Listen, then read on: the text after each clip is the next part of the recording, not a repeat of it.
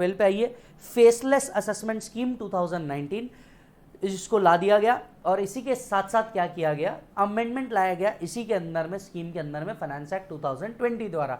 कहाँ अमेंडमेंट आया है, कैसे स्कीम वर्क करता है और आज असेसमेंट किस तरीके से होता है। हमने मैनुअली तो देख लिया, आज ई असेसमेंट किस तरीके से होता है विस्तार से बताऊंगा। चलिए सबसे पहले तो स्कीम लेकर के आए, इस स्कीम को क्या किया गया, समय समय पे चेंज भी किया गया। With the launch of faceless assessment scheme in 2019, the Income Tax Department is moving towards minimal interface with the taxpayer, aiming at significant improvement in delivery of services and greater efficiency in working with department. पहला change क्या किया गया, ई faceless assessment scheme 2019 में ही आई थी, एक बड़ा change किया गया सर्वे से रिलेटेड लॉ के अंदर में। यहां जहां जहां मैं बोलूंगा और जितना जितना बोलूंगा उस पॉइंट पे आप हाईलाइट कर लेना। पूरी स्कीम है, मैंने पूरी स्कीम एज इट इज दे करके रखी है जो भारत सरकार ने दी है, लेकिन इसमें से आपका कितना काम का है वो मैं आपको बता दूंगा। सर्वे दो हमने अभी तक इस पर डिस्कस नहीं किया, पर एक पॉइंट डिस्कस करता हूं। सर्वे में यह होता था कि इनकम टैक्स डिपार्टमेंट आपके बिजनेस प्रीमाइसेस पे आता था और वो सर्वे करता था बिजनेस प्रीमाइसेस का, may be stock, cash and other चीजों को वेरीफाई करता था, एक्सपेंडिचर सर्वे वेरीफाई करता था, टीडीएस टीसीएस सर्वे होते थे, इस तरीके के 133A के पावर थे। पर इसके पहले क्या था, सर्वे कोई भी कर सकता था जो स्पेसिफाइड थे उन ऑफिसर्स के अंदर में। अब सर्वेस को भी रिस्ट्रिक्ट कर दिया गया। 13 अगस्त 2020 के दिन ऑर्डर निकला कि सर्वे के अथॉराइजेशन अब कौन देगा, यह काम की चीज है। The survey action under 133A of the act being an institutive action, it is expected that the same should be carried out with utmost responsibility and accountability.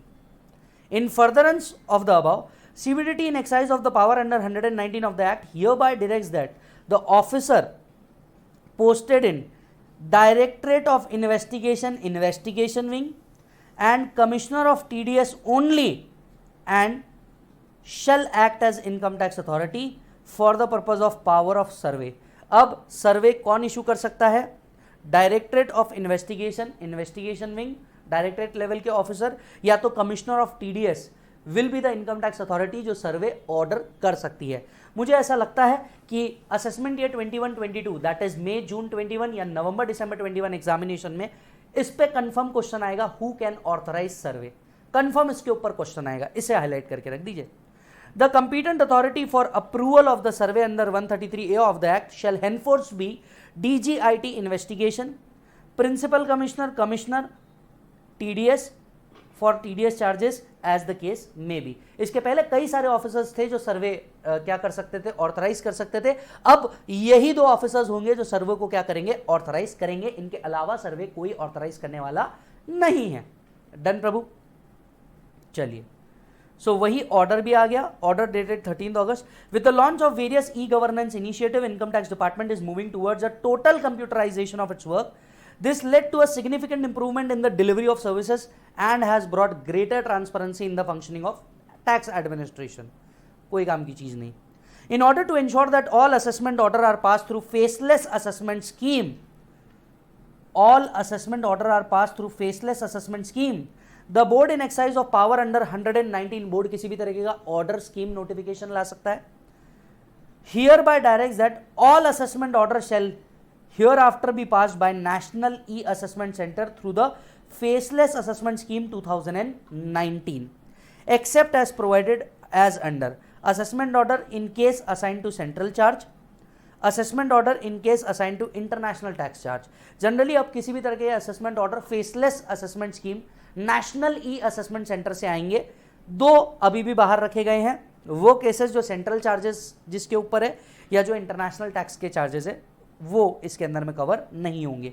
Any assessment order which is not in conformity with the above shall be treated as non-est, void and deemed to have never been passed. This order shall came into force with effect from 13th August 2020.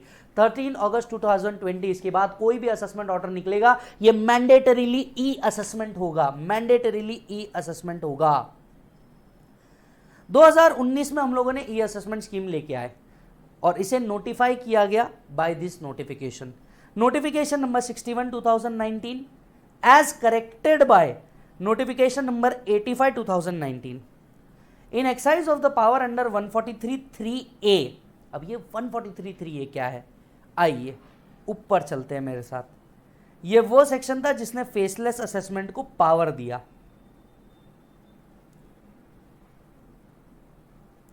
Page number 6 पे आइए। आखिर ये power आया कहां से कि faceless assessment हो सकता है।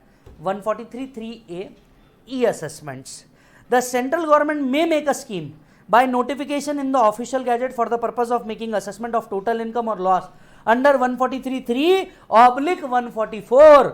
भाई और बहनों, ई असेसमेंट अब सिर्फ रेगुलर नहीं, बेस्ट जजमेंट असेसमेंट भी ई असेसमेंट पे होगा।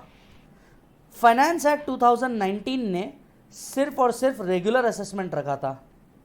फाइनेंस एक्ट 20 ने दूसरा असेसमेंट, बेस्ट जजमेंट असेसमेंट भी कवर कर लिया।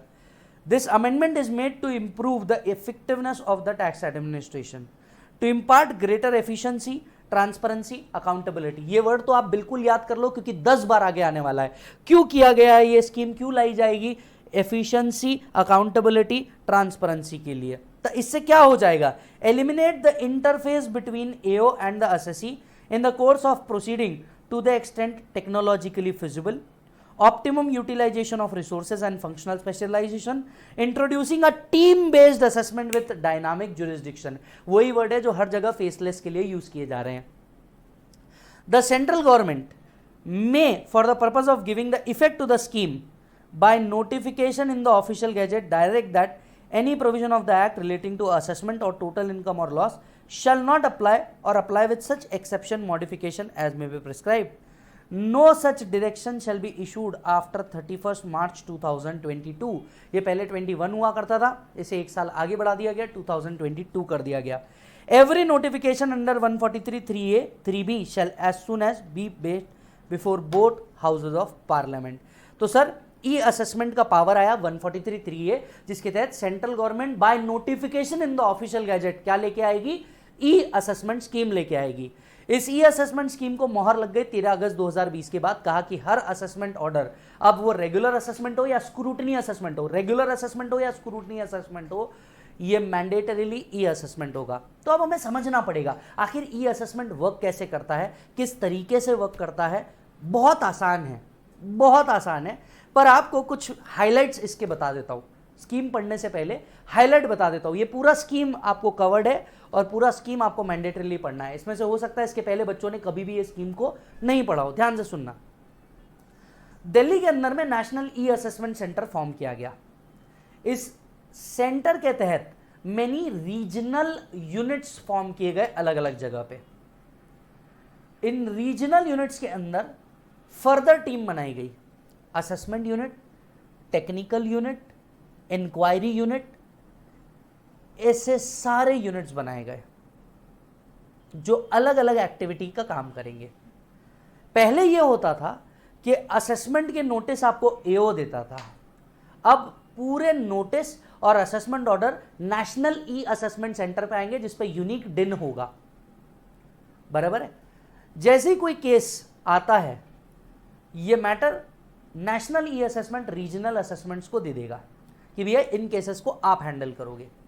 रीजनल असेसमेंट इसे अपने assessment unit, technical unit, inquiry units को क्या करेगा? पास ऑन करेगा। इन लोगों को जब भी कोई इंफॉर्मेशन लगेगी, कोई भी डॉक्यूमेंट लगेगा, ये असेसी से मांग पाएंगे नहीं, इन्हें नेशनल ई असेसमेंट को बोलना होगा। इनफैक्ट असेसमेंट यूनिट वाले को इंफॉर्मेशन यूनिट से कोई इंफॉर्मेशन भी निकालनी है तो असेसमेंट यूनिट वाला नेशनल ई असेसमेंट सेंटर को कम्युनिकेट करेगा। नेशनल ई असेसमेंट सेंटर किसको कम्युनिकेट करेगा? इन्वेस्टिगेशन इंक्वायरी यूनिट को कम्युनिकेट करेगा। इन शॉर्ट इंटर डिपार्टमेंट भी ये एक दूसरे से कम्युनिकेट नहीं कर पाएंगे, क्योंकि अब अगर आप नरेंद्र मोदी सर का स्पीच सुनेंगे किसके ऊपर? नेशनल ई असेसमेंट्स के ऊपर। यस, उन्होंने दिया था। उनने कहा कि हम असेसमेंट का तरीका पूरा का पूरा बदल रहे हैं। नोटिस इशू करने वाला कोई और होगा, असेसमेंट करने वाला कोई और होगा, इंक्वायरी करने वाला कोई और होगा, और एक फाइनल ड्राफ्ट बनाने वाला कोई और होगा। असेसमेंट का फाइनल ड्राफ्ट बनेगा, पूरा असेसमेंट होगा, असेसमेंट यूनिट असेसमेंट करेगा, उसको कोई टेक्निकल सपोर्ट चाहिए टेक्निकल यूनिट के पास जाएगा, उसे कुछ इंक्वायरी चाहिए इंक्वायरी यूनिट के पास जाएगा, उसे कुछ और सहायता चाहिए अदर यूनिट के पास जाएगा।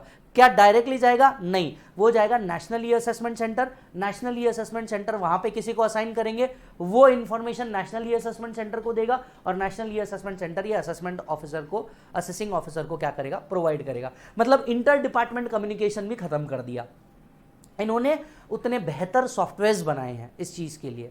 फिर क्या होगा? एक फाइनल ड्राफ्ट प्रिपेयर होगा, ध्यान से सुनिएगा, एक फाइनल ड्राफ्ट प्रिपेयर होगा। यह final draft national e assessment centres को प्रोवाइड करना होगा। यह final draft national e assessment centres को प्रोवाइड करना होगा।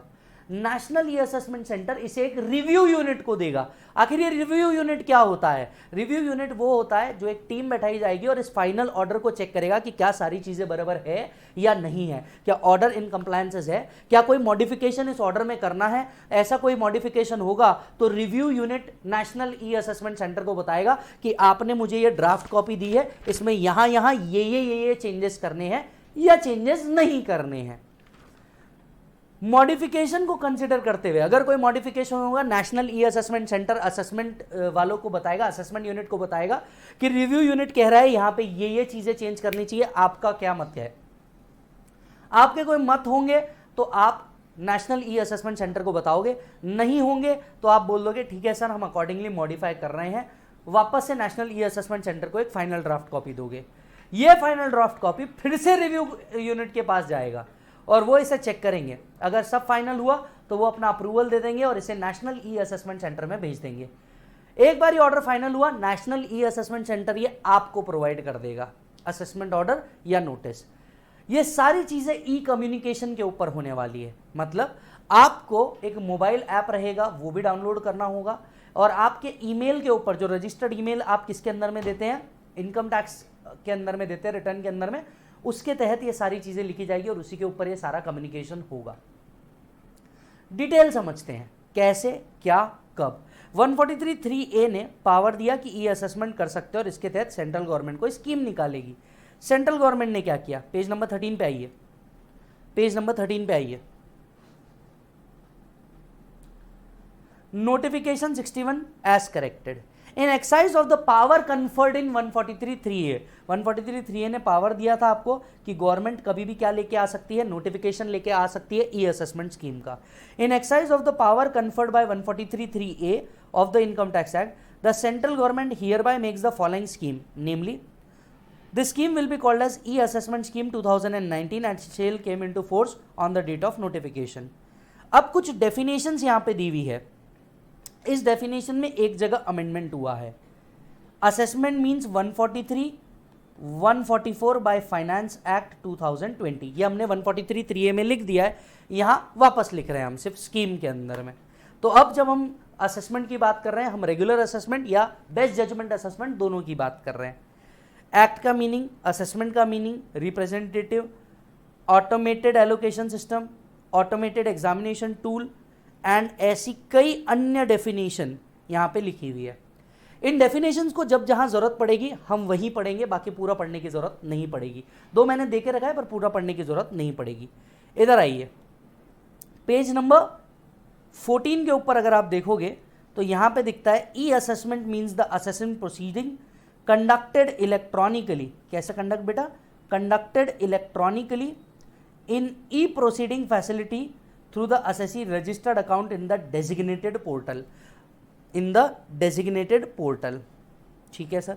साथ साथ में आपको अलग अलग चीजें भी दी हुई है, सारी डेफिनेशन। इन डेफिनेशंस को छोड़िए, आगे आइए पेज नंबर 15 के ऊपर स्कोप। जहां जहां वर्ड जरूरत होगी वहां वहां पे डेफिनेशंस में वापस जाएंगे। The assessment under this scheme shall be made in respect of such territorial area, person, classes of person, income, classes of income, cases और classes of cases। क्या तुम्हें याद है सेक्शन 120? याद करो कि जुरिस्डिक्शन कैसे डिसाइड होता है इनकम टैक्स अथॉरिटी का, टेरिटोरियल एरिया के बेसिस पे, पर्सन के बेसिस पे, इनकम या केसेस के बेसिस पे। अब खुद नेशनल ई असेसमेंट सेंटर इसे डिसाइड करेगा पर्सन, एरिया, इनकम और क्लासेस ऑफ इनकम के बेसिस पे कौन से रीजनल यूनिट्स को क्या करना है, ये केस ट्रांसफर करना है। आर्टिफिशियली इंटेलिजेंट है, आर्टिफिशियल इंटेलिजेंस है जिसके तहत ये किया जाएगा। ई असेसमेंट सेंटर्स, ये काम की चीजें जरा ध्यान से सुनिएगा। For the purpose of this scheme the board में सेटअप, कौन सेटअप करेगा? बोर्ड। द बोर्ड में setup national e assessment centre, एक नेशनल ई असेसमेंट सेंटर को क्या किया जाएगा? सेटअप किया जाएगा। हो चुका है, कहां? दिल्ली के अंदर में, जिसका इनॉग्रेशन किया था निर्मला सीतारमन जी ने। The national e assessment centre क्या करेगा? ये टू फैसिलिटेट, इस वर्ड पे ध्यान दीजिएगा, to facilitate the conduct of e assessment proceeding in a centralized manner which shall be vested with the jurisdiction, ये डिसाइड करेगा कहां कौन सा असेसमेंट भेजना है। और ये सारा प्रोसेस ऑटोमेटिक है, जिसके अंदर में कहीं किसी का जोर नहीं चलने वाला कि ये केस इधर ही जाएगा या ये केस उधर ही जाएगा। ये पूरा का पूरा ऑटोमेटेड प्रोसेस है जो आपके हाथ में है ही नहीं। In accordance with the provision of this scheme, regional e assessment centre एक नेशनल बन गया। अब अलग अलग भारत की जगहों पे रीजनल ई असेसमेंट सेंटर्स बनाए जा रहे हैं जो उस रीजन को, उस पर्टिकुलर जुरिस्डिक्शन को हैंडल करेंगे। The regional e assessment centers as it may deem necessary to facilitate the conduct of e assessment. National e assessment bifurcate करने का काम कर देगा, regional assessment in e assessments को एक्चुअल अलॉट करने का काम करेगा। In the cadre controlling region of PCCIT which shall be vested with the jurisdiction to make assessment in accordance with the scheme। तो टेक्निकली अगर देखा जाए तो सबसे ऊपर कौन? National e assessment centre. फिर ये क्या करेगा? वेरियस रीजनल सेंटर्स बनाएगा। ये क्या करेगा? वेरियस रीजनल सेंटर्स बनाएगा on the basis of CCIT. जैसे आज अलग अलग जगह पे सीसीआईटीज है, सीसीआईटी के बेसिस पे वेरियस रीजनल सेंटर्स बनाए जाएंगे। थर्ड, पहला यूनिट जिसे हम कहते हैं assessment unit. Assessment unit as it may deem necessary, काहे के लिए? To facilitate the conduct of e assessment. Actual e assessment कौन कंडक्ट करेगा? Assessment unit. To perform the functions of making assessment which include identification of points or issued material for determination of any liability including refund, seeking information or clarification on points or issued so identify। ये पूरे के पूरे point पहले identify करेंगे, किन किन points को हमने कंसिडर करना है, इस पे कौन कौन सी इंफॉर्मेशन चाहिए। Analysis of material furnished by the assessee, फिर असेसी ने जो मटेरियल फर्निश किया है उसको एनालाइज करेंगे, जिसके बेसिस पे आपकी टोटल इनकम या लॉस निकाला जाएगा। And such other function as may be required for the purpose of making the assessment. अब समझिए इसके अंदर में क्या होगा। इन रीजनल असेसमेंट के अंदर में पहला यूनिट होगा जिसे हम कहेंगे असेसमेंट यूनिट। असेसमेंट यूनिट ये एक्चुअल असेसमेंट कैरी आउट करेगा। असेसमेंट यूनिट ये एक्चुअल असेसमेंट कैरी आउट करेगा, ठीक है सर। दूसरा, वेरिफिकेशन यूनिट। जरा ध्यान से सुनिएगा। मान लीजिए कोई इंफॉर्मेशन किसके तरफ से आई? असेसी की तरफ से आ गई। अब इस इंफॉर्मेशन को चेक करना है ये सही है नहीं है, इसके पीछे की डिटेल्स चेक करना है, क्रॉस वेरिफिकेशन करने हैं। लेट से ये बोलता है कि मेरे डेटर से 5 लाख रुपए आने बाकी है, तो अब वेरिफिकेशन टीम को क्या करना होगा? वेरिफिकेशन टीम दूसरे पार्टी से चेक करती है कि क्या सच में 5 लाख रुपए बाकी है या नहीं है, या अकाउंट्स किसी फर्जीवाड़े के तहत तो नहीं बनाए गए हैं। ये सारी बातें ये वेरिफिकेशन टीम करती है। नाम से ही क्लियर है, वेरीफाई करती है चीजों को। Yes or no?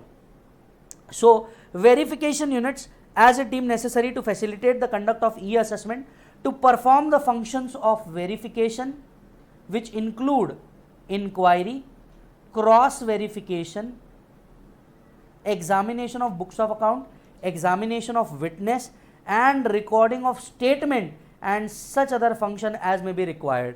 यानी एक और यूनिट बनेगा असेसमेंट यूनिट के अलावा, वेरिफिकेशन। ये काम क्या करेगा? वेरीफाई करने का। अब जरा पॉइंट जरा ध्यान से सुनिएगा।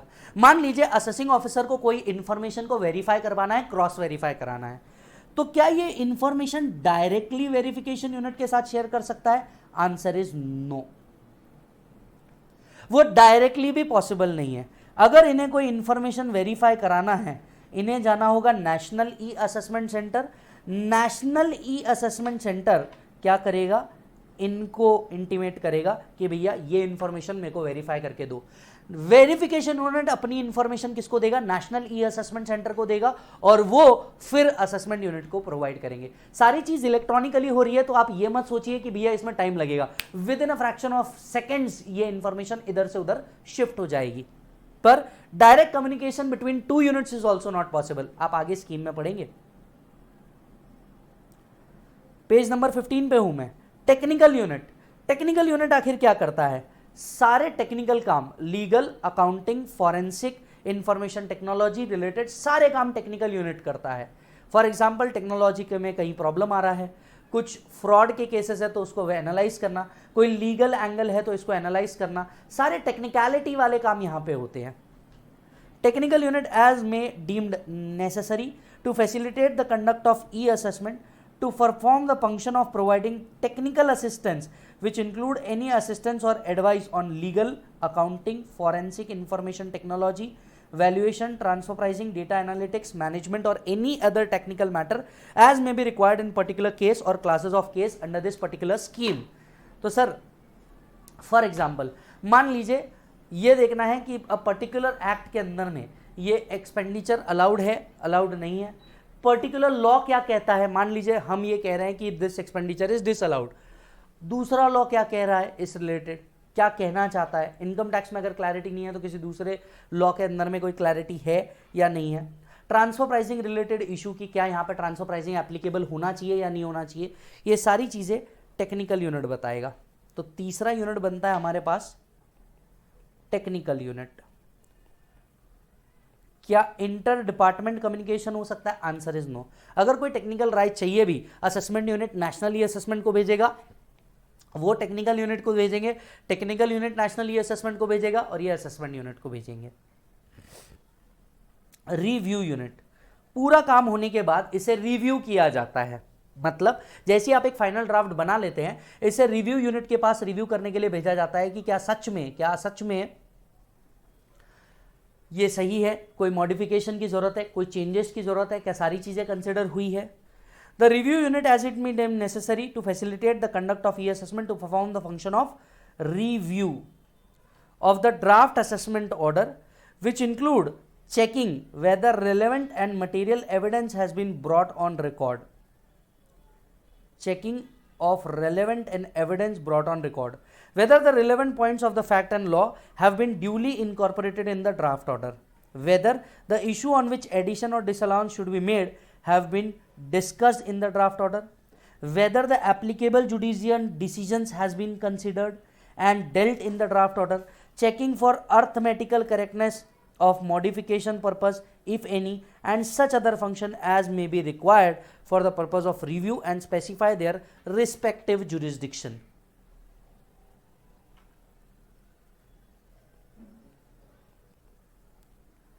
Review unit, इस पॉइंट को जरा ध्यान से पढ़िए। ऑल कम्युनिकेशन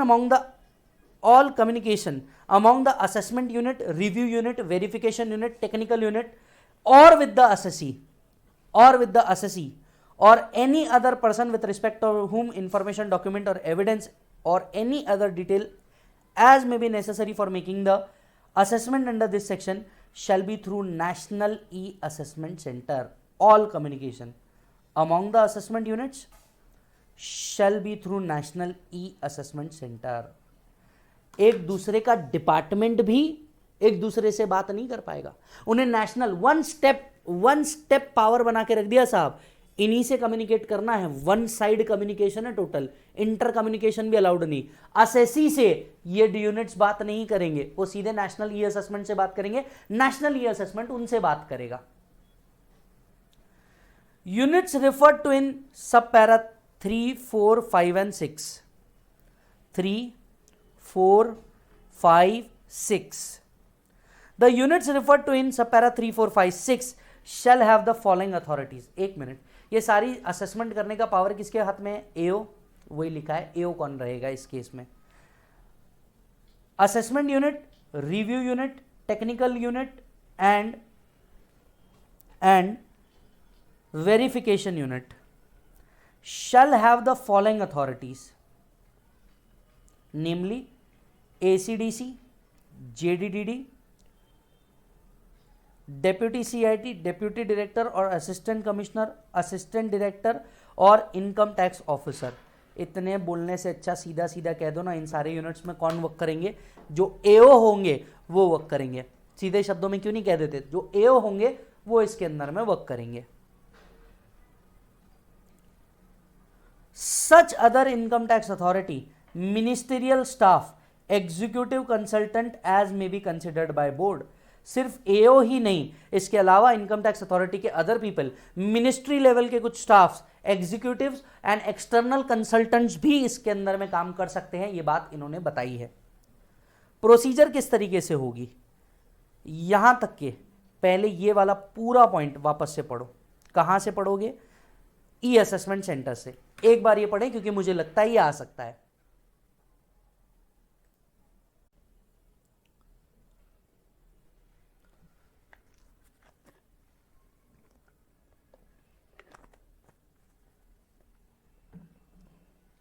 डन सर, पढ़ के हो गया। चलिए, सो यहां तक के हम लोगों ने देखा there will be one national e-assessment center, then there will be various regional centers. Under the various regional centers there will be assessment unit, verification unit, technical unit and review unit who would be working in line with national e-assessment centers. Now what is the procedure for the assessment? assessment किस तरीके से होगा? जैसा कि मैंने कहा, एक दूसरे से कम्युनिकेट नहीं किया जाएगा। जिसको भी जो कॉन्टैक्ट करना है वो नेशनल ई असेसमेंट सेंटर के थ्रू ही कॉन्टैक्ट करेगा और ठीक उसी के हिसाब से असेसमेंट भी होने वाला है प्रभु। So procedure, the assessment under this scheme shall be made as per the following procedure. हम कौन से असेसमेंट की बात कर रहे हैं? Be it regular assessment or be it best judgment assessment. ठीक है। The national e assessment center shall serve a notice. Notice कौन देगा? National e assessment center shall serve a notice on the assessee under 143(2) specifying the issue for selection of his case for the purpose of assessment. तो अब notice जहां पहले AO से आती थी अब नेशनल ई असेसमेंट सेंटर से आएगी। The assessee may within 15 days from the date of receipt of notice file his response to the National E-Assessment Center. जैसे ही ईमेल के ऊपर जनरली उसके ऊपर जैसे ही क्या आता है, उसको नोटिस आता है, 15 दिन के अंदर में उसको अपना क्या करना होता है? रिस्पॉन्स देना होता है। The National E-Assessment Center shall assign the case selected for the purpose of e-assessment under this scheme to the specific assessment unit in any one regional e-assessment center through an automated allocation system. तो अब national e assessment centre क्या करेगा? Automatically artificial intelligence के through select करेगा और एक reason के एक असेसमेंट यूनिट को वो केस डायरेक्टली क्या कर देगा? ट्रांसफर कर देगा। Where the case is assigned to assessment unit, it may make a request to the National E-Assessment Center for obtaining the information, conducting certain inquiry, seeking technical assistance for technical unit. जैसे ही assessment आया किसी के पास तो भैया हमें information लगने वाली है, टेक्निकल सपोर्ट लगने वाला है, इंक्वायरी यूनिट का हेल्प लगने वाला है। इसके लिए क्या किया जाएगा? They'll make a request to the National E-Assessment Center. Where a request for obtaining further information, documents from the assessee or any other person has been made by the assessment unit, the E-Assessment Center shall issue appropriate notice or requisition. Where the request has been obtained, the National E-Assessment Center shall appropriate the notice or requisition of to the assessee or any other person for obtaining the information requisition by such assessee unit. यानी जहां पहले AO directly assessee से information मांगता था, अब वो नहीं मांगेगा, वो नेशनल ई असेसमेंट सेंटर को देगा, national e assessment centre assessee से मांगेगी। Where the request for conducting certain inquiry verification by verification unit has been made by assessment unit, the request shall be assigned by National E-Assessment Center to a verification unit through an automated allocation system. ठीक उसी तरीके से अगर किसी चीज का information चाहिए, verification करवाना है, तो नेशनल ई असेसमेंट सेंटर क्या करेगा? वेरिफिकेशन यूनिट ऑटोमेटिक अलॉट करेगा। मतलब ऐसा भी नहीं कि AO डिसाइड करे कि उसके बिहाफ पे इंफॉर्मेशन कौन चेक करे, वो नेशनल ई असेसमेंट को बोल देगा, नेशनल ई असेसमेंट कहीं से भी ये इंफॉर्मेशन अब निकाल करके लेके आए। अब इन दोनों के बीच का भी कोई इंटरेक्शन बचा नहीं। Where the request for technical assistance has been made, the National E-Assessment Center will allocate this to technical unit. Where the assessment unit shall, after taking into account all relevant material available on the records, make in writing a draft assessment order. सारी information मिलने के बाद, assessment करने के बाद वो एक draft assessment order बनाएगा। वेरिफिकेशन यूनिट से जितनी इंफॉर्मेशन मिली होगी through national e assessment centre, technical team से जितनी इंफॉर्मेशन मिली होगी, उसके बेसिस पे एक फाइनल ड्राफ्ट ऑर्डर प्रिपेयर करेगा, ईदर पेएबल और refundable, either accepting the returned income of the assessee or modifying the returned income of the assessee as the case may be, and send a copy of such order to the National E-Assessment Center. The assessment unit shall, while making a draft order, provide details of the penalty proceeding to be initiated therein, if any. साथ ही साथ में assessment करते वक्त अगर इसमें कोई penalty proceeding है तो उसके बारे में भी नेशनल ई असेसमेंट सेंटर को बताया जाएगा। इस लाइन को थोड़ा सा पहले क्लियर कर दूं असेसमेंट की लैंग्वेज में।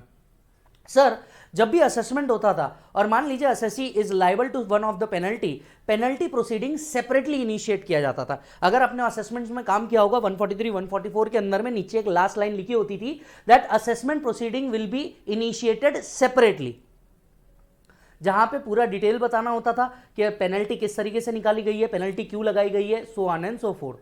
ठीक उसी तरीके से यहां पे भी होगा। ड्राफ्ट असेसमेंट ऑर्डर बना, इसमें अगर कोई पेनल्टी आ रही होगी तो पेनल्टी को सेपरेटली इनिशिएट करना होगा। The centre shell examine the draft assessment order in accordance with the risk management strategy specified by the board, including bye way of N automated examination tool, where upon it may be decided to finalise the assessment as per the draft, whereupon finalize the assessment as per the draft of assessment order and serve a copy of such order and notice for initiating penalty proceeding if any to the assessee along with the demand notice specifying the sum payable or the refund।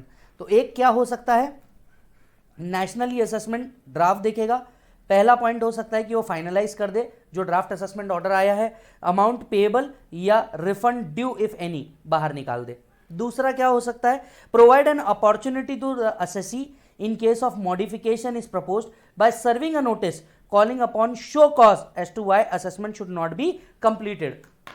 अगर national e assessment को लगता है risk basis पे, risk basis मतलब अगर case बड़ा नहीं है और अपॉर्चुनिटी दे करके भी काम हो सकता है तो फिर फर्दर केस को लटकाया नहीं जाता है, तुरंत बोला जाता है भैया अपॉर्चुनिटी बता, उसका दिया हुआ जवाब अगर सही लगता है तो ठीक है, नहीं तो फिर फाइनल किया जाता है। Assign the draft assessment order to a review team in any one regional e-assessment center through an automated allocation system for conducting the review। In fact, अगर नेशनल e-assessment center को लगता है कि बॉस इसको review के लिए भेजना चाहिए, जो होता ही है, रिव्यू के लिए भेजा जाता है और रिव्यू टीम अब उसे क्या करेगी, रिव्यू करेगी। The review unit shall conduct review of the draft assessment order referred to it by center, whereupon it may decide to, on the next page, concur the draft assessment order and intimate the National E-Assessment Center about such concurrence and suggest such modification as it may deem fit to the draft assessment order and send its suggestion to the National E-Assessment Center। दो बातें हो सकती है, review system को सही लगा कि हाँ भैया सारी चीजें ओके है, प्रॉपर है, वो सीधा बोल देगी कि ठीक है ओके फाइनलाइज करो। उनको लगता है अगर कुछ मॉडिफिकेशन करना चाहिए तो अकॉर्डिंगली वो मॉडिफाई करेंगे और नेशनल ई असेसमेंट सेंटर को बताएंगे, असेसमेंट सेंटर को नहीं, नेशनल ई असेसमेंट। यानी एक बात तो आप समझ लीजिए, यूनिट कोई भी हो, ओनली वन वे कम्युनिकेशन है, national e assessment to them and national e assessment to them and from them to national e assessment centre. The National E-Assessment Center, upon receiving the concurrence from the review unit, follow the procedure laid down in para A or B of para 10. The National E-Assessment Center, upon receiving suggestion for modification from the review team, communicate the same to the assessing officer। जैसे ही आपको आया review के कुछ modification होने चाहिए इस draft order में, अब वो असेसमेंट टीम को बताएंगे कि देख भाई रिव्यू टीम कह रही है तेरे ऑर्डर के अंदर में यहाँ चेंज करने हैं, सुधर जा थोड़ा सा, यहाँ चेंज कर दे, इस तरीके का कुछ चेंज कर दे। जैसे ही असेसमेंट यूनिट के पास है, असेसमेंट यूनिट चेक करेगा, अच्छा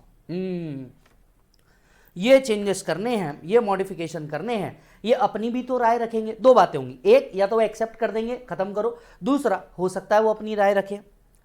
the assessment unit shall after considering the modification suggested by the review unit send the final assessment order to the national e assessment center. The national e assessment center shall upon receiving the final draft order follow the procedure given in A B of para 10। The assessee may, in case where show cause notice has been served upon him, furnish his response to the National E-Assessment Center.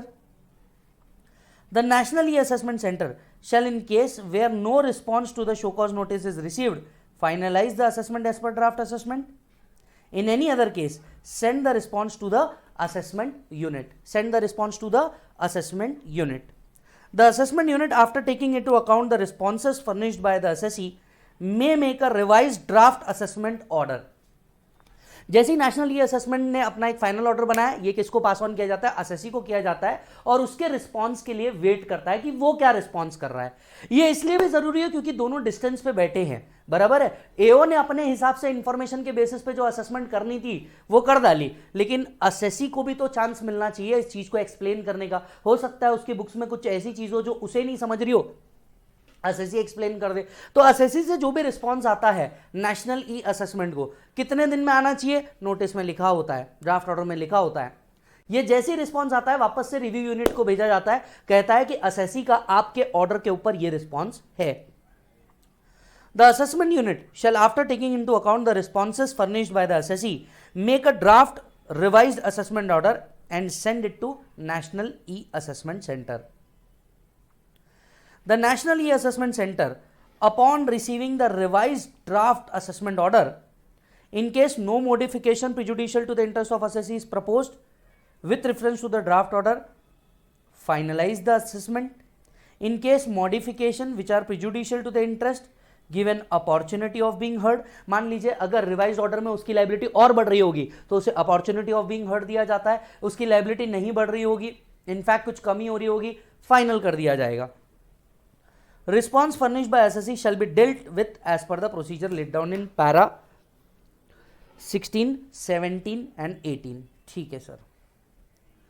The National E-Assessment Center shall, after completion of assessment, transfer all electronic records of the case to the AO having jurisdiction over such case for imposition of penalty. एक बार modification ये वो करने के बाद सारी चीजें final हो गई, तो अब जितने भी इलेक्ट्रॉनिक रिकॉर्ड जिसके बेसिस पे ये असेसमेंट हुआ था, ये किसको भेज दिया जाएगा, ये एओ को भेज दिया जाएगा, उस असेसी का जिसके ऊपर जुरिस्डिक्शन होगा, उस एओ के पास जिसके लिए ये असेसी का जुरिस्डिक्शन होगा. किस चीज के लिए, फर्दर इम्पोजिशन ऑफ पेनल्टी के लिए. अब वो पेनल्टी यहां पे इनिशिएट करेगा कौन, एओ, जिसका जुरिस्डिक्शन में ये असेसी आ रहा होगा, वो पेनल्टी इनिशिएट करेगा. टैक्स कलेक्शन या डिमांड ऑर्डर ये निकालेगा. अगर कोई ऑर्डर में रेक्टिफिकेशन होना है, मिस्टेक अपीरेंट फ्रॉम रिकॉर्ड है, वो इसे रेक्टिफाई करेगा.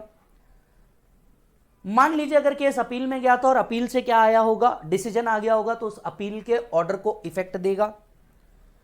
Submission of remand report or any other report to be furnished or any representation to be made or any record to be produced before CIT appeal, appellate tribunal or court as the case may be. Proposal seeking sanction for launch of prosecution. अगर मान लीजिए किसी case में अगर prosecution करना है तो वो सारी चीजें अब यहां का आपका जुरिस्डिक्शनल एओ करेगा.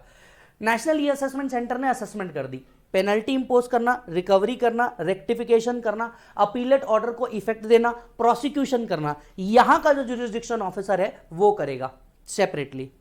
Notwithstanding anything contained in para above, the National E-Assessment Center may at any stage of the assessment, if considered necessary, transfer the case from one AO to another. कुछ याद आ रहा हो तो ट्रांसफर ऑफ केसेस शायद 127 में deal हुए थे. पहले केस कौन ट्रांसफर करता था, सीआईटी ट्रांसफर करता था.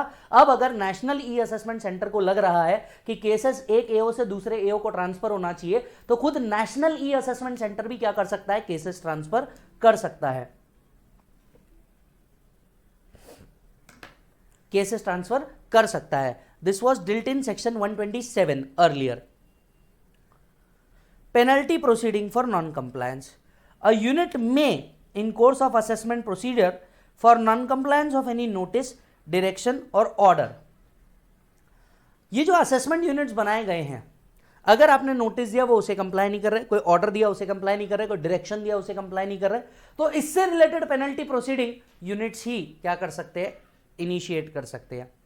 अ यूनिट में in course of assessment proceeding for any non-compliance of notice, direction or order issued under this scheme on the part of assessee or any other person, send recommendation for initiation of any penalty proceeding against such assessee or other person to the National E-Assessment Center if it consider necessary or expedient to do so। ये क्या करेंगे, ये recommend करेंगे, initiate करवाएंगे। कैसे? ये national e assessment centre को बोलेंगे, नेशनल ई असेसमेंट सेंटर उस एओ को बोलेगा कि बॉस ये नॉन कंप्लायंस के लिए पेनल्टी इनिशिएट कीजिए। पेनल्टी इनिशिएट कहां से होने वाली है? जो जुरिस्डिक्शनल एओ है उससे ही होने वाली है। रिकमेंडेशन कहां से आ सकता है? ये पेनल्टी लगाओ, नेशनल ई असेसमेंट सेंटर से आ सकता है।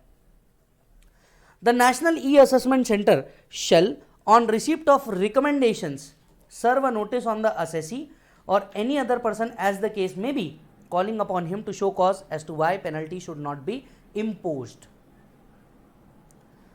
The response to the show cause notice furnished by the assessee, if any, shall be sent to center to the concerned unit which he has made the recommendation for the penalty. Assessee को जैसे ही show cause notice भेजा जाता है कि बताइए क्यों आप पे पेनल्टी ना लगाया जाए, इससे अगर कोई रिस्पांस आता है तो ये response accordingly national e assessment centre उन्हें कम्युनिकेट करेगा।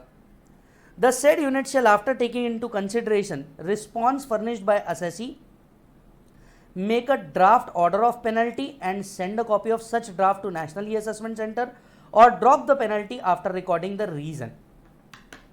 असेसी ने किया रिस्पॉन्स दिया, उसके बेसिस पे या तो फाइनल किया जाएगा पेनल्टी लगा करके ऑर्डर को, या तो पेनल्टी को ड्रॉप कर दिया जाएगा या अकॉर्डिंगली रिड्यूस कर दिया जाएगा। The centre shall levy the penalty as per the set draft order of penalty and serve a copy of the same on the assessee or any other person as the case may be. Done. ये था पूरा assessment, कौन किसको देगा, कैसे आएगा, penalty कैसे initiate होगी, so on and so fourth. Appellate proceeding, national e assessment centre ने अब असेसमेंट की है, क्या इसके खिलाफ अपील हो सकता है? होगा तो कैसे और क्या करना पड़ेगा? An appeal against the assessment made by center under this scheme shall lie before CIT appeal. आप नॉर्मल असेसमेंट भी करते थे तो अपील लाए होती थी सीआईटी अपील के पास, ई असेसमेंट भी हुआ होगा तो अपील लाए होगी सीआईटी अपील के पास। Having jurisdiction over the jurisdictional AO and any reference to CIT appeal in any communication from the center shall mean such jurisdictional CIT appeal. Exchange of communication exclusively by electronic mode. इस पूरे assessment के दौरान जितने भी communication होंगे ये mandatorily electronic mode के अंदर में होना चाहिए।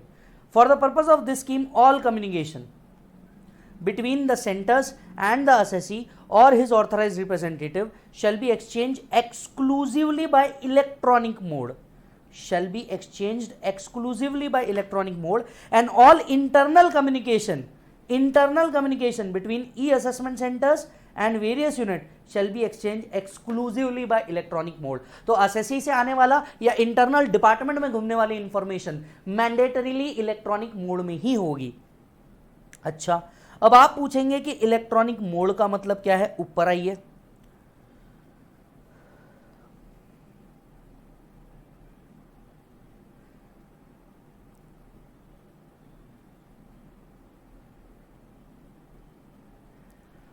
ई असेसमेंट के नीचे आपको दिखेगा, देखिए electronic record shall have the meaning assigned to in information technology act, सारे पीडीएफ फॉर्म में।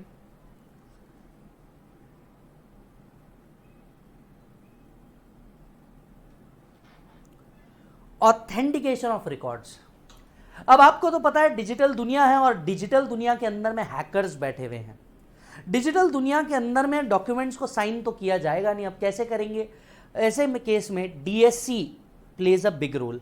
क्या आपको पता है डीएससी के थ्रू ऑथेंटिकेट करना होता है? फॉर एग्जांपल अगर मैं कोई भी डॉक्यूमेंट डिपार्टमेंट को दूंगा तो मेरा डीएससी अटैच होगा, इससे ये ऑथेंटिकेट होगा कि हाँ ये इंफॉर्मेशन एंड डॉक्यूमेंट मैंने ही शेयर किए हैं।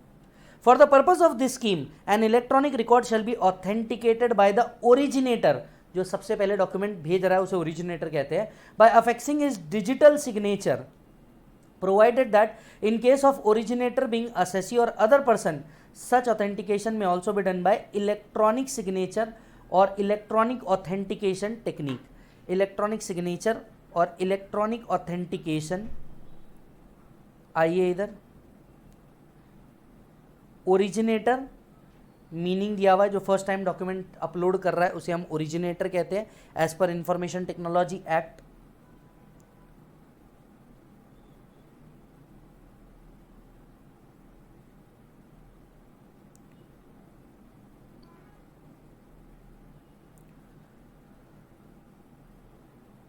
Digital signature shall have meaning assign in the information technology act. As of now आपको बता दूं, 3 कैटेगरी की डिजिटल सिग्नेचर होती है, category 1, category 2, category 3। Category 2 DSC as of now use हो रही है जब हम प्रैक्टिकली बात कर रहे हैं। इलेक्ट्रॉनिक सिग्नेचर का मतलब वही है जो इंफॉर्मेशन टेक्नोलॉजी एक्ट के थ्रू दिया हुआ है। आज ऐप के ऊपर भी आप वो, आपको पता है अमेजोन से क्या आता है, जब भी कोई डिलीवरी आती है तो वो टैब के ऊपर ही आपका साइन लेते हैं, that could stands for an electronic signature. Yes, coming back, delivery of electronic record, page number 18 पे वापस आइए। Delivery of electronic record. अच्छा जी सर, जब भी कोई रिकॉर्ड्स इधर से उधर भेजे जाएंगे या एक यूनिट से दूसरे यूनिट पे भेजे जाएंगे या एसएससी द्वारा भेजे जाएंगे, तुरंत इसमें रियल टाइम अलर्ट आता है। रियल टाइम अलर्ट कहाँ पे आता है? मोबाइल ऐप के थ्रू आता है। Every notice, order, other electronic communication under this system shall be delivered to the address being the assessee by way of placing the authenticated copy thereof in the assessee registered account। जितने भी information, notice and other चीजें आई है, assessee के लिए एक separate space बनाया जाता है, उसी जगह पे काइंड ऑफ अ फोल्डर, उसी जगह पे नोटिस या ऑर्डर डिपार्टमेंट की तरफ से जितने आए हैं वो भेजे जाते हैं।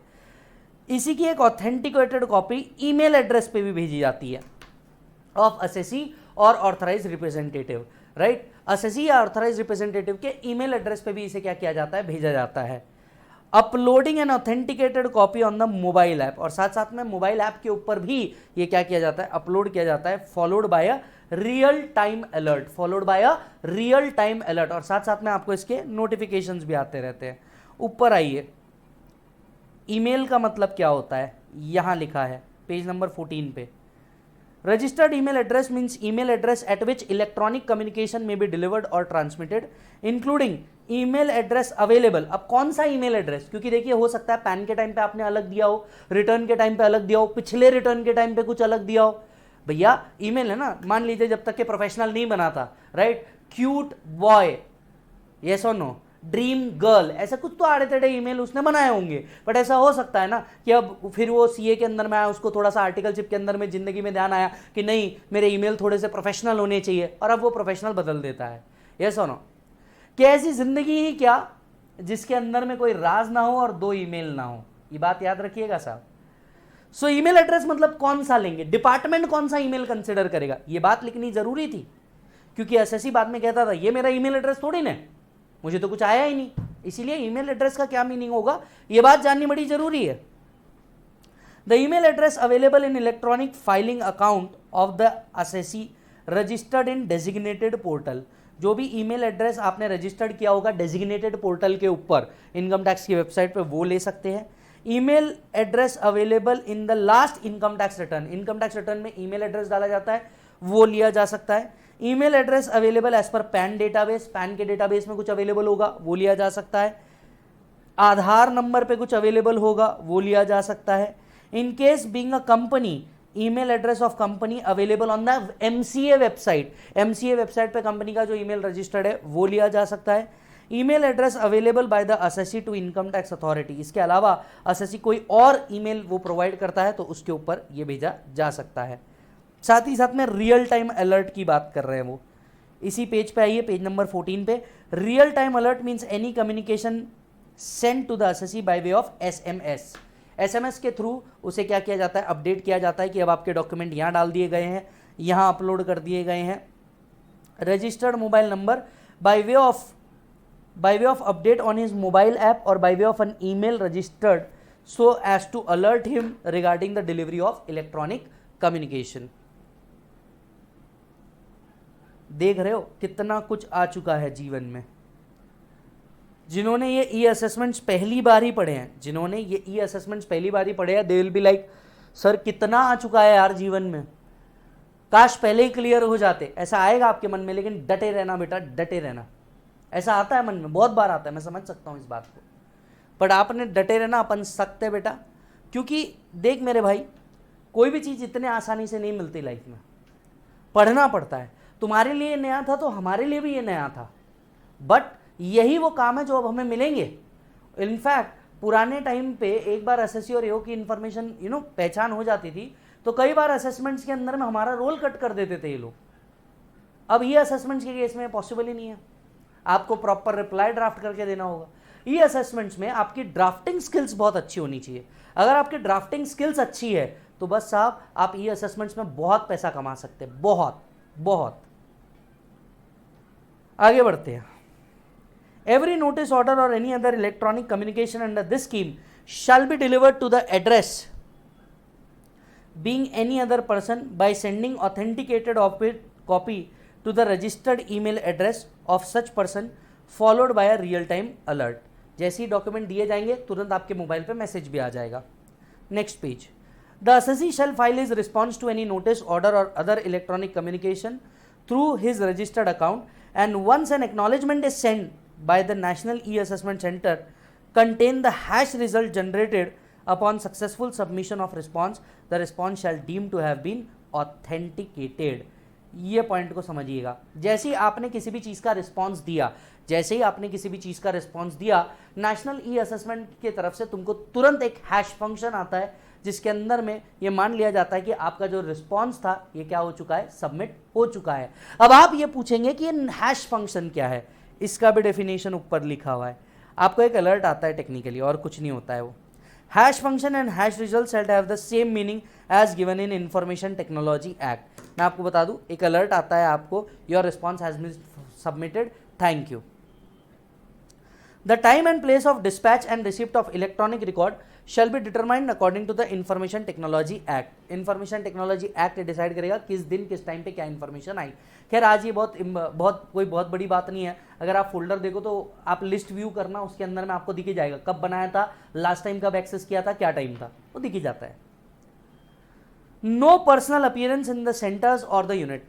जब हम बात कर रहे हैं ये असेसमेंट की तो एक बात तो क्लियर है कि कहीं पे भी फिजिकल प्रेजेंस देने की जरूरत नहीं होती। लेकिन इसके अलावा भी मैं आपको बता दूं, अब जैसे पुणे का पॉड रोड का आप ऑफिस देखोगे इनकम टैक्स डिपार्टमेंट का, अगर आपके पास नेसेसरी फैसिलिटी नहीं है तो आप वहां पे सेंटर पे जाकर के भी कर सकते हो ये काम।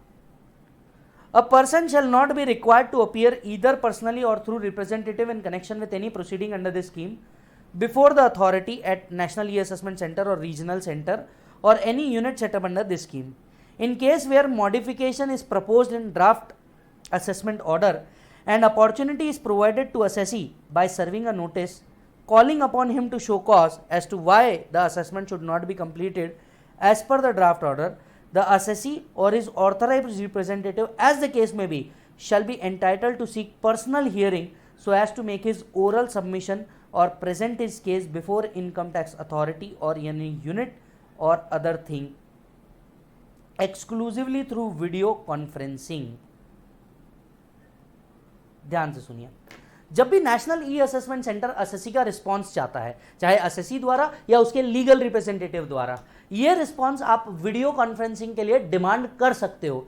वहां पे आपने अगर असेसमेंट किया होगा तो आपने देखा होगा ई असेसमेंट में वहां पे एक ऑप्शन आता है, I will give my submissions through a video conferencing to be scheduled, वहां पे लिखा हुआ होता है। तो आप क्या कर सकते हो, वो कर सकते हो कि भैया मैं मेरे जो रिस्पांस रहेंगे ओरल देना चाहूंगा एओ को वीडियो कॉन्फ्रेंसिंग के थ्रू, ये पॉसिबल है। यूनिट विजिट करने की जरूरत नहीं, आप घर बैठे बैठे भी ये काम कर सकते हैं।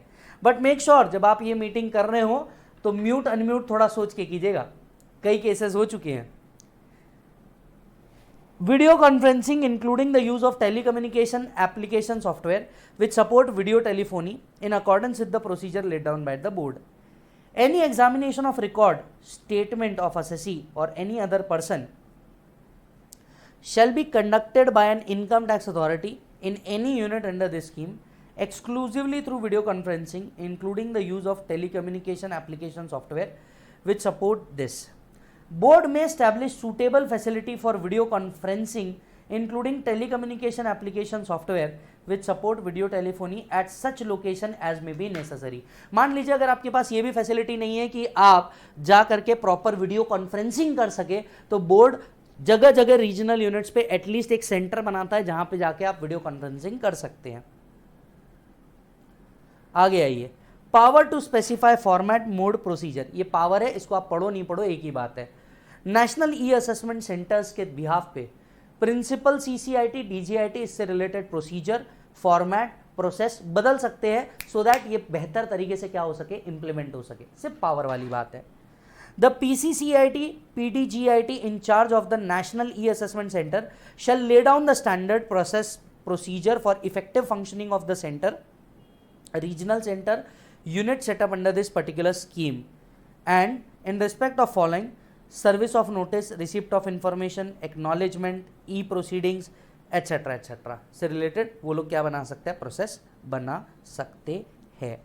क्या कर सकते हैं सर, प्रोसेस बना सकते हैं। This was complete National E-Assessment Procedures new scheme which has been brought by the department, that is faceless assessment scheme। मुझे ज़रूर बताना कि क्या आपको ये समझ में आया, मज़ा आया। नो डाउट इट्स वेरी वर्बॉटरी, ये बहुत ज़्यादा वर्बॉटरी है और इसे आप एक बार भी पढ़ लोगे तो आपको पूरा सिस्टम समझ में आ जाएगा कि कैसे किसके साथ क्या कम्युनिकेशन करना है। हो सकता है इसके ऊपर किस तरह से क्वेश्चन पूछा जाए, मैं आपको बताऊं, इसके ऊपर डायरेक्ट क्वेश्चन पूछा जा सकता है। एक ये क्वेश्चन हो सकता है आपका थ्योरी क्वेश्चन, अब मैं इंपॉर्टेंट मार्क कर रहा हूं इसमें से भी। एक, what would be the email for the purpose of e assessment procedure, ये काम की चीज है क्योंकि उनको कहां भेजना है इसके ऊपर केस स्टडी बेस्ड क्वेश्चन बन सकता है, डायरेक्ट क्वेश्चन बन सकता है। इसके बाद ई असेसमेंट सेंटर्स के ऊपर आपको क्वेश्चन आ सकता है कि कौन सा सेंटर क्या करेगा, किस तरीके के सेंटर्स होंगे, इस पे थ्योरी क्वेश्चन बन सकता है। इसके बाद प्रोसीजर किस तरीके से कैरी आउट किया जाएगा, साथ साथ में पेनल्टी प्रोसीडिंग्स, कहाँ गया वो, पेनल्टी प्रोसीडिंग्स कि किस तरीके से पेनल्टी प्रोसीडिंग इनिशिएट होगी, इसके ऊपर क्वेश्चन आ सकता है। बाकी सब वर्बॉटरी है बहुत ज़्यादा, येस और नो। ये डेफिनेशंस जो है ये आपको याद करने की बिल्कुल ज़रूरत नहीं है, प्रोसीजर को आप एक बार भी देख लोगे तो भी चलेगा। और लैंग्वेज इतनी सिंपल लिखी हुई है कि आप खुद की लैंग्वेज भी लिखो बैराक ना लिख करके तो भी बिल्कुल चल जाएगा, बिल्कुल आसानी से चल जाएगा, कहीं कोई टेंशन लेने की ज़रूरत नहीं है। So this was faceless assessment scheme 2019. Done, sir?